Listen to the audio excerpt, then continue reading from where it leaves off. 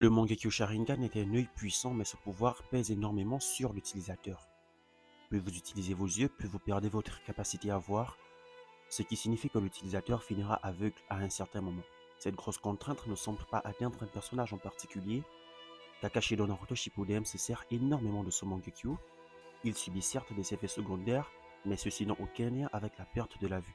À cela, on ajoute aussi qu'il n'est pas l'hôte original de l'œil dont il se sert. Ensuite, que le Mangekyo consomme une quantité phénoménale de son chakra. Dans la première partie de Naruto, quand Kakashi utilisait le Sharingan de base, environ 5 minutes contre Zabuza, il est resté alité pendant une semaine.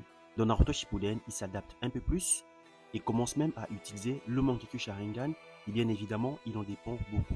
Alors comment se fait-il qu'il n'ait jamais eu un quelconque problème de vue? C'est cela que nous allons tenter de découvrir dans cette vidéo. Pour comprendre cela, nous allons essayer de déterminer combien de temps faut-il à un utilisateur du Mangekyo pour perdre la vue. Basons-nous en premier sur Itachi Uchiwa. Il est devenu aveugle pendant son combat contre Sasuke. Durant tout le combat, nous avons vu qu'il voyait de plus en plus flou au fur et à mesure qu'il utilisait ses yeux et que le temps passait. Et à la toute fin du fight, lorsqu'il a touché le front de Sasuke, il était définitivement aveugle. Mais avant tout ça, Itachi a utilisé son Mangekyo Sharingan pendant près de 10 ans, du massacre du clan Uchiha jusqu'à son combat contre Sasuke. Il se servait très souvent de son pouvoir, notamment contre Kakashi avec le Tsukuyomi, contre Sasuke toujours avec le Tsukuyomi, Amaterasu pour s'échapper de l'estomac du crapaud évoqué par Jiraiya, et plein d'autres fois contre d'autres adversaires. En deuxième, prenons le cas de Madara. Bon, le manga ne nous montre pas vraiment combien de temps et à quelle échelle il utilise ses yeux, mais nous savons juste qu'à un certain moment, il est devenu aveugle et s'est fait greffer les yeux de Izuna, son frère cadet. Pour Sasuke, on a pas mal d'informations. Lors de son affrontement contre Killer Bee, il a utilisé Amaterasu, puis parvient très bien à le contrôler et finit majestueusement par l'éteindre. Il se rend ensuite au sommet des 5 Kage, il se sert de Susanoo et Amaterasu une fois de plus. Il ne lésine pas avec ses yeux, au contraire, je trouve qu'il en abuse. Il ne devient pas totalement aveugle après toutes ces batailles, et lorsqu'il confronte Naruto, il voit très flou. Nous avons aussi le cas de Obito. Bien que Obito et Kakashi aient tous les deux les mêmes yeux, la situation de celui-ci est très différente. D'ailleurs, j'ai fait une vidéo dessus. Vous pouvez aller la regarder, elle est très intéressante. J'y explique détail par détail pourquoi Obito ne perd pas la vue, malgré qu'il abuse du Kamui, malgré qu'il abuse de son Mangekyo Sharingan. La vidéo s'affichera quelque part ici. Et voilà, allez la voir, elle est très intéressante. Kakashi n'avait jamais utilisé le Mangekyo Sharingan avant Naruto Shippuden. Lui, il a éveillé ce pouvoir à 13 ans, quand il a tué Rin, mais selon moi, il n'était même pas au courant qu'il avait une telle capacité. Ou bien que l'auteur a juste skip la partie où il découvrait cette puissance. La première fois qu'on le voit utiliser le kaléidoscope, c'est contre Deidara. Et là, il dit à Naruto et à Sakura qu'il a appris une nouvelle capacité. Se servir du Kamui 2 fois de suite l'a complètement épuisé à tel point qu'il était hors jeu pour les prochaines missions. Kakashi va de nouveau utiliser le Mangekyo durant l'arc Pain, la première fois pour aspirer le coup que Pain avait propulsé et la deuxième fois pour sauver Choji des missiles. Après ce sauvetage, Kakashi est mort d'épuisement et ramené à la vie grâce à Nagato plus après.